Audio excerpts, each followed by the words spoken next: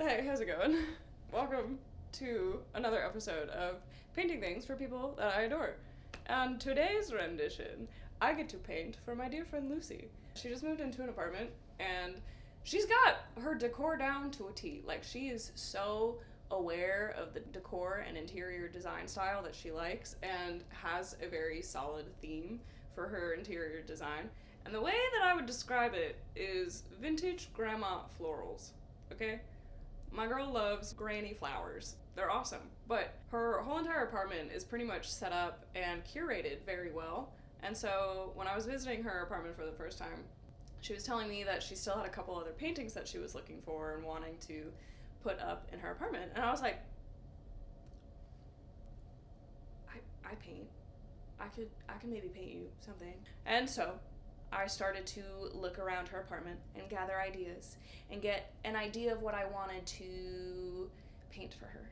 And I noticed all the granny flowers and a color theme. A lot of blues, a lot of yellows, a lot of whites, a lot of greens. Obviously, they're flowers.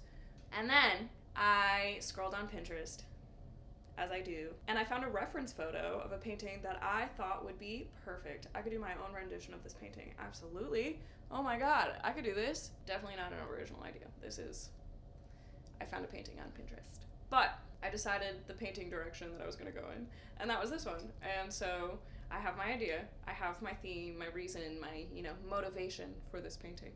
And that's the startup process. And then I go out and play pickleball with my friends. And one of my friends goes, "Oh my god, I just watched your video of you making the Mount Hood video."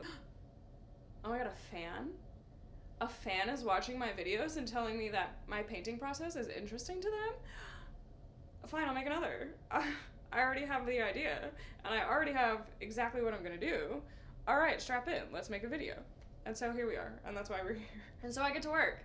And step one is find motivation, inspiration, reference painting.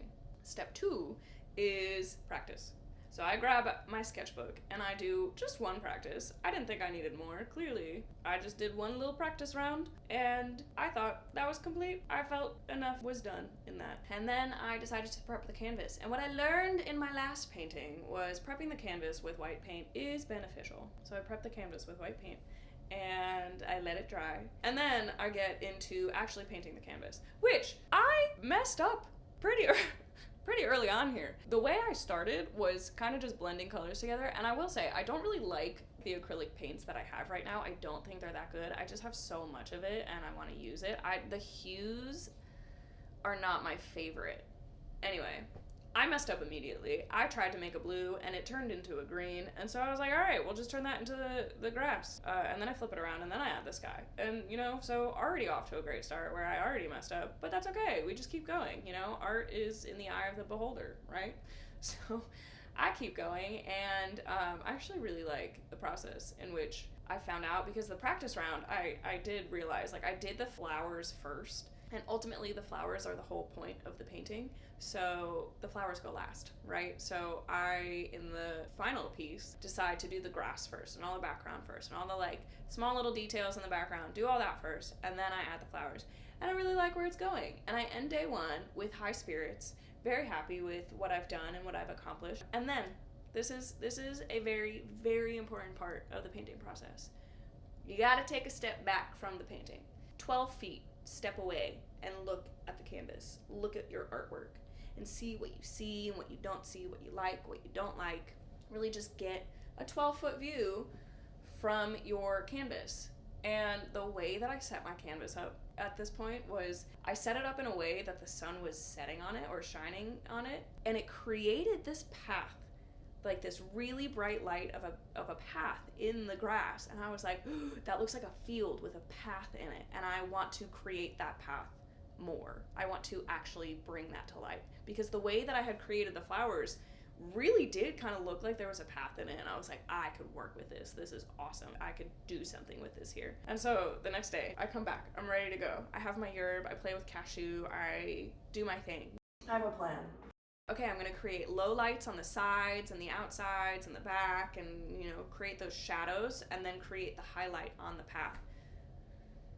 And this is where I start to freak out a little bit because I added a little too dark of colors and the grass, and I really didn't like what I did. And then I start to freak out just a little bit, and then I go back and forth. I add highlights, I add lowlights, I add highlights, I add lowlights, I add highlights, I add lowlights. And now there's just so many strokes on this painting, and it's just driving me crazy. I have to stop looking at it because the more I do, I just keep going back and forth. I'm like, I need to stop working on it. I'm making it worse. I need to stop working on it. And I keep going, and I just keep going. There gets to be a certain point where you just need to take a break. And then I take a break, I step away, I think I went for a bike ride, and then I come back and I was like, I went to the museum yesterday and I took a cool little photo of a cool little grasshopper on a piece of grass. Why don't I add him to this painting? That would be sick. And so I do. I do a little practice of the grasshopper. I like what I've done. I like where it's going. I can give it a whirl on the canvas. I do it on the canvas. I love what I've done. I think it's really cool. And then I was like, my girl loves butterflies. Her favorite tattoo is a butterfly on her, and she's got a couple other butterflies on her, so I was like, I need to throw a butterfly on here for my girl. And I just think they're so cute. Like, those little things are just, I'm so happy. They make me so happy. And they make the painting feel a little bit more complete. So I was really glad that I added those little critters. And yeah, I've kind of reached a point where, I mean, there's always more detail you could do. There's always more that you could add, and things you could do and change and details here and there, but there gets to a point where it's like, no, it's complete now. It is good. It is exactly as it is, and it is good right now, and that's perfect, and I can leave it exactly as it is, and that's great. And I think that's where I've ended.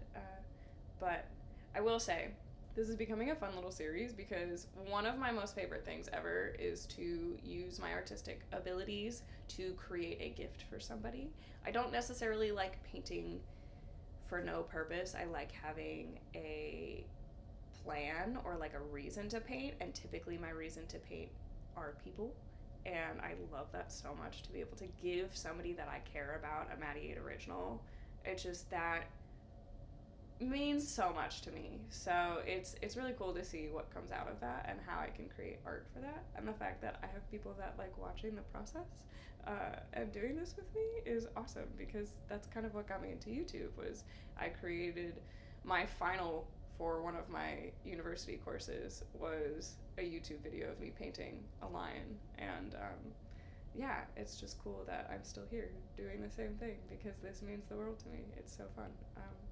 So thanks for hanging out and watching. I really appreciate it. I'm so glad you're here, and I really enjoy painting for my people, so this has been cool. And I think this turned out really well. It turned out better than I was expecting. It's definitely like impressionist-ish. There's a lot of lines, there's a lot of brush strokes, there's a lot going on in this painting, and I love a lot of movement in a painting. So I love you so much. Thanks for hanging out. I hope you're having a fantastic day, and I hope you enjoy this painting and this process, and I'll see you next time.